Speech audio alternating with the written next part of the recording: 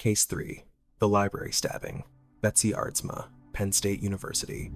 Elizabeth Ruth Aardsma, known as Betsy to everyone who loved her, was born in Holland, Michigan, the second of 4 children in a deeply religious, middle-class household. At 22 years old, she stood as a bright and accomplished young woman with her whole life ahead of her. She had graduated with honors from the University of Michigan in the summer of 1969, where she studied art and English. Betsy had initially dreamed of joining the Peace Corps and traveling to Africa, but those plans changed when her boyfriend, David Wright, a medical student, couldn't promise he'd wait for her if she left. So Betsy enrolled as a graduate student at Pennsylvania State University in October 1969, studying English. She lived in Atherton Hall on campus and spent most of her time either buried in books or traveling to Penn State Hershey on weekends to be with Wright. By late November, she had fallen behind on a research paper and was feeling the stress. The day before Thanksgiving 1969, she celebrated with Wright, his roommates, and their girlfriends in Hershey. But the next day, November 28, she returned to campus early. She had work to do. That afternoon, Betsy and her roommate, Sharon Brandt, left their dormitory together, heading to Patty Library so Betsy could gather research material for her English paper. The two women parted ways, planning to meet up later that evening to watch either Easy Rider or Take the Money and Run at a movie theater. Around 4 p.m., Betsy spoke with her professor, Nicholas Jakovsky, telling him she intended to visit the Stack building. She then ran into 2 friends, Linda Marsa and Robert Steinberg, and chatted with them briefly before entering the library. She placed her purse, jacket, and a book in her assigned carrel, walked to a card catalog to find what she needed, and then descended a flight of stairs into the level 2 core stacks at approximately 4:30 p.m. These stacks were a maze of dimly lit, narrow aisles packed floor to ceiling with books. It was a popular spot for students who wanted privacy to study. The last confirmed sighting of Betsy alive occurred just minutes after 4:30 p.m., when Dean Brungart, an assistant supervisor, saw a girl in a red dress standing alone in an aisle. 2 young men were talking quietly nearby. Around 4:45 p.m., witnesses in the stacks heard the sound of books falling, but that wasn't unusual in a library. No one thought anything of it. No one heard a scream. No one heard a struggle. Shortly after 5 p.m., students found Betsy slumped between the bookshelves in aisle 51. Books were scattered on the floor around her, stained with a small amount of liquid. Because she was wearing a red dress, the blood wasn't immediately visible. People thought she'd fainted or had a seizure. A library employee called campus security, reporting a medical emergency. Student paramedics arrived within minutes and began CPR. Betsy was rushed to the campus health center, the Rittenor Health Center. Only then did medical staff discover the truth. She had been stabbed once in her left breast. The wound, 1 inch wide and 3 inches deep, had severed her pulmonary artery and pierced the right ventricle of her heart. She bled internally into her lung. Betsy Aardsma had been murdered. Mike Simmers, a young Pennsylvania State Police trooper working undercover on campus, got the call. He normally dealt with drug busts and anti-Vietnam War protests. This was different. When he arrived at the library, he found books scattered on the floor, stained with a little liquid, but no body. Security had already transported Betsy to the hospital. By the time Simmers got there, the library staff had already cleaned up the scene. The floor had been mopped. Students were walking through the area again. The crime scene had been completely compromised. An unidentified man had reportedly said to a desk clerk, "Somebody better help that girl," before quickly leaving the library. But by the time anyone realized it was murder, he was long gone. Pennsylvania State Police assigned 35 troopers to the case. They interviewed hundreds of students, searched the entire campus unsuccessfully for the murder weapon, and offered a $25,000 reward for information. That's equivalent to over $217,000 today. Composite sketches were created based on witness descriptions, but they led nowhere. The investigation focused on several suspects over the years. One was Richard Hafner, a geology graduate student who had briefly dated Betsy. According to multiple sources, Betsy had wanted to remain friends, but Hafner had romantic feelings for her. Friends later said she told them that Hafner gave her the creeps.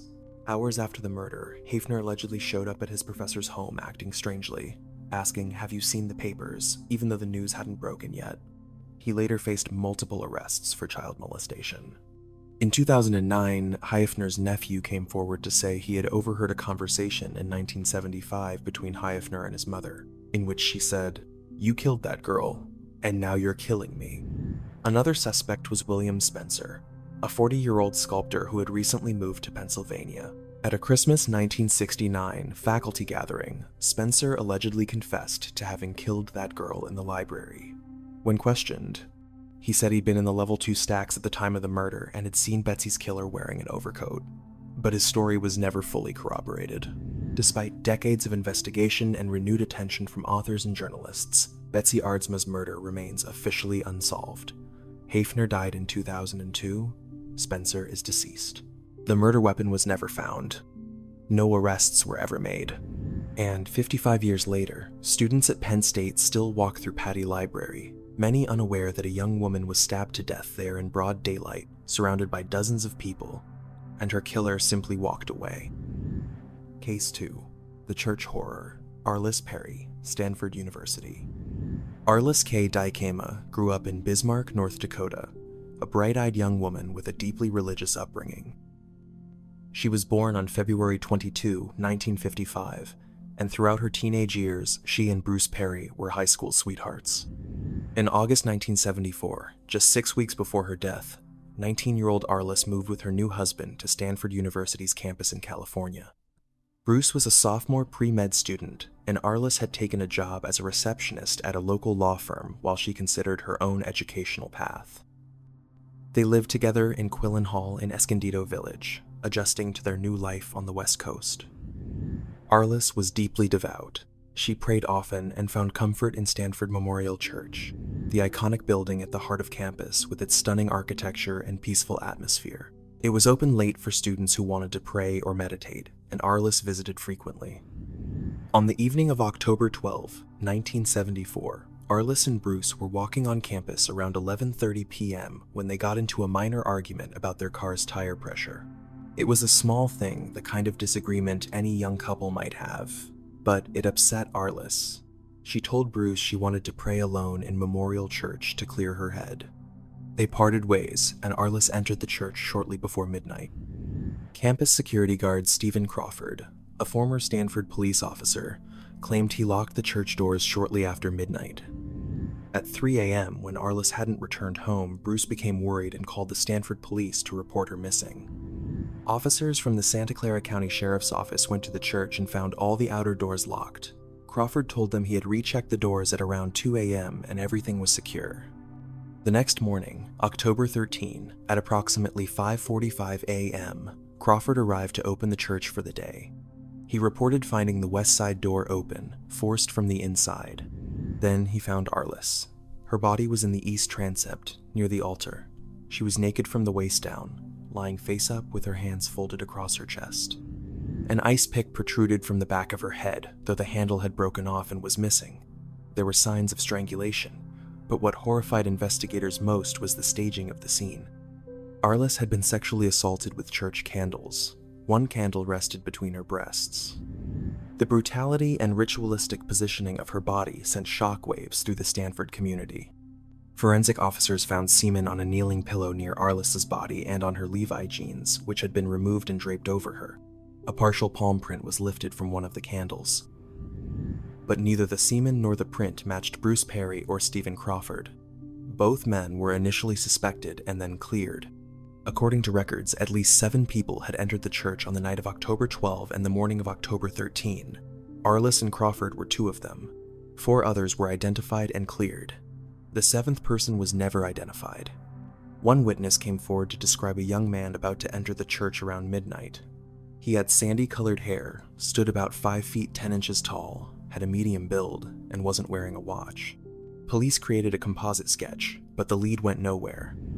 Theories about the murder ran wild. The early 1970s were the height of the satanic panic in America, and some believed Arlis had been the victim of a ritual killing. Serial killer David Berkowitz, the son of Sam, later mentioned Arlis's murder in letters from prison, suggesting she had been killed by a cult he called Manson II. He even wrote in the margins of a book about Satanism. Arlis Perry, hunted, stalked, and slain, followed to California, Stanford University. Berkowitz was interviewed by law enforcement, but investigators concluded he was lying, trying to insert himself into a famous case for attention. Others suspected students, professors, or someone connected to the church. But as years passed, the case went cold. Evidence sat in storage. The candles, the semen, the palm print, all of it waiting for technology to catch up. In 2018, 44 years after Arlis's murder, that technology finally arrived. DNA evidence from Arlis's clothing was retested using modern techniques. The results pointed definitively to one man, Stephen Blake Crawford, the security guard who had reported finding her body. On the 28th of June 2018, Santa Clara County Sheriff's Office detectives arrived at Crawford's San Jose apartment with a search warrant. When they knocked on the door, Crawford stalled, saying he needed to get dressed. Officers heard a single gunshot. Crawford had shot himself in the head with a large revolver. He died before he could be arrested. Inside his apartment, investigators found the jacket cover from the book The Ultimate Evil, which detailed Arlis's murder, and a 2-year-old suicide note believed to have been written after Crawford had been interviewed by a detective. Santa Clara County Sheriff Lori Smith said at a press conference, "It's been frustrating through the years that we could never get enough evidence to charge the suspect. It's difficult for her family, and it's difficult for our department, but we finally have closure on this case." But many questions remain. Why did Crawford kill Arlis? Why did he stage her body in such a grotesque, ritualistic way? How did he manage to lock the doors from the inside, leaving no trace? And what was he doing during those hours between midnight when he claimed to lock the church and 5:45 a.m. when he discovered the body? Arlis's mother, now 88 years old, said in an interview after Crawford's death, "It brings closure for me, but I'm struggling with the why. I don't think we're ever going to know the why." Case 1. The piano player, Sigrid Stevenson, Trenton State College. Sigrid Miller Stevenson was a piano prodigy. At age 8, she could sight read Beethoven after hearing it just once. Born in Livermore, California, Sigrid was described by childhood friends as eccentric, quirky, and incredibly talented. She had short, reddish-brown hair, blue eyes, and a bright smile.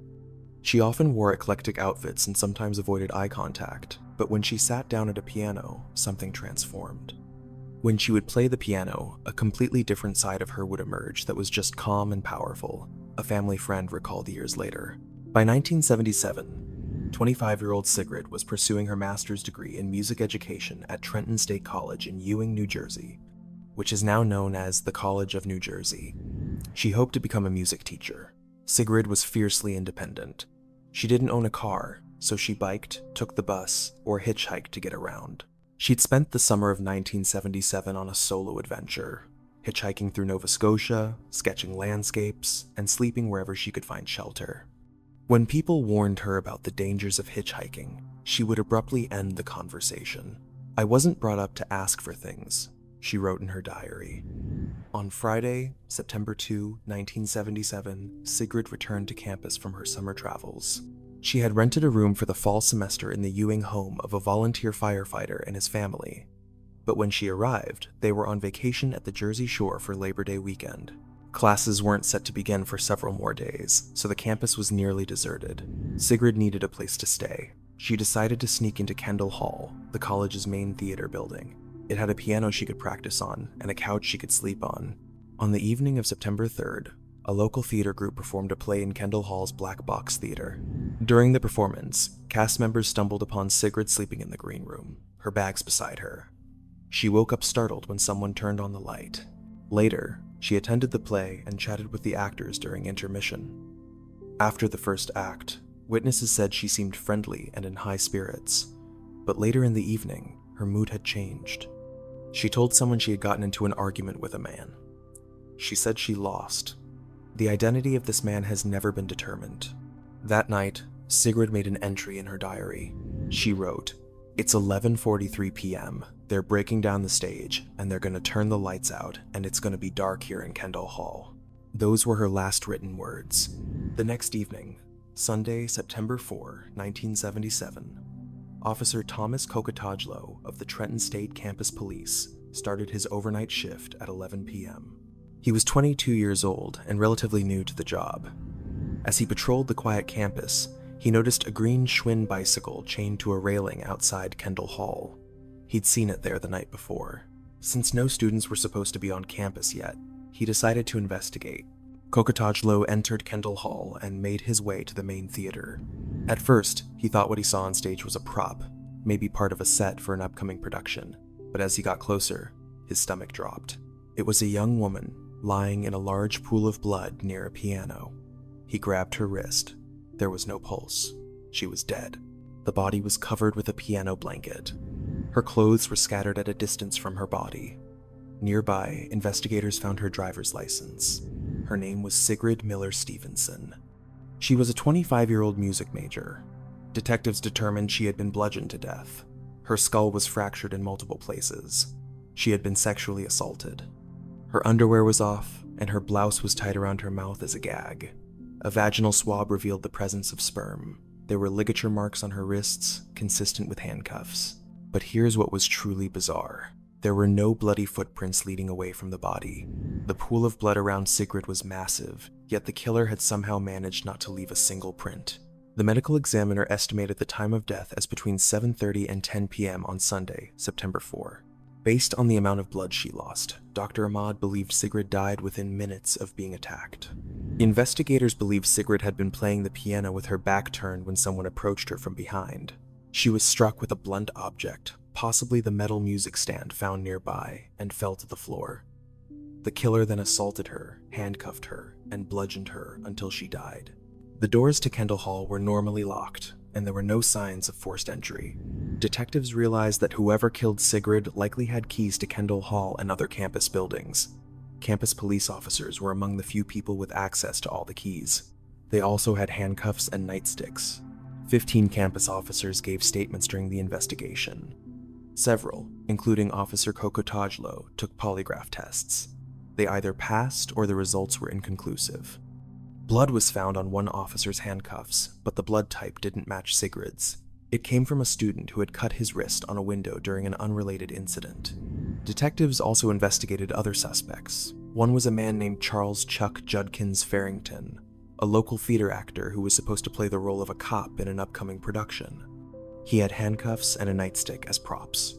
According to other actors in the play, Chuck had gone downstairs on September 3 and taken Sigrid for a beer, but Chuck was never charged. He died in 2016, and DNA testing did not link him to the crime. In 2024, Netflix's Unsolved Mysteries featured Sigrid's case, and retired detective Julia Caldwell proposed new leads, including a lighting crew member and a campus maintenance worker who had access to the building.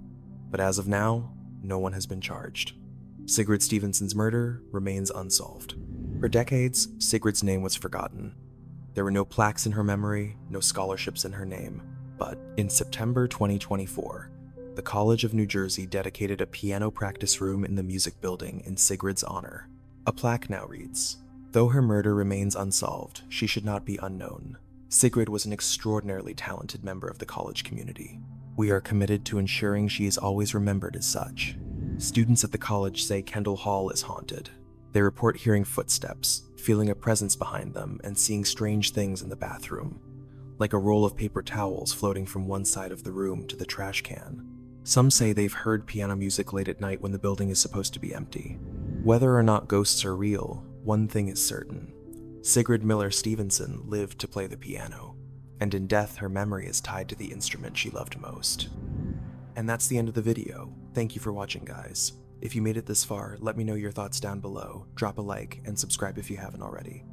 3 young women, 3 college campuses, 3 lives cut short in the most brutal ways imaginable. Betsy Aardsma was stabbed in a crowded library, and her killer simply walked away. Arlis Perry was murdered in a place of worship, and it took 44 years to finally identify her killer, who died before he could face justice. And Sigrid Stevenson was bludgeoned to death while doing what she loved most, playing piano in an empty theater. These cases remind us that college campuses, libraries, and churches are supposed to be safe spaces, places of learning, faith, and growth. But for Betsy, Arlis, and Sigrid, they became crime scenes. Their stories haunt us not just because of the violence, but because of the questions that remain unanswered. If you have any information about these cases, particularly the unsolved murders of Betsy Aardsma and Sigrid Stevenson, please contact the Pennsylvania State Police for Betsy's case, or the Ewing Township Police Department for Sigrid's case. Even the smallest detail could finally bring justice to these families. Anyway, that's it for tonight. Thanks again for watching, have a good night, and sweet dreams.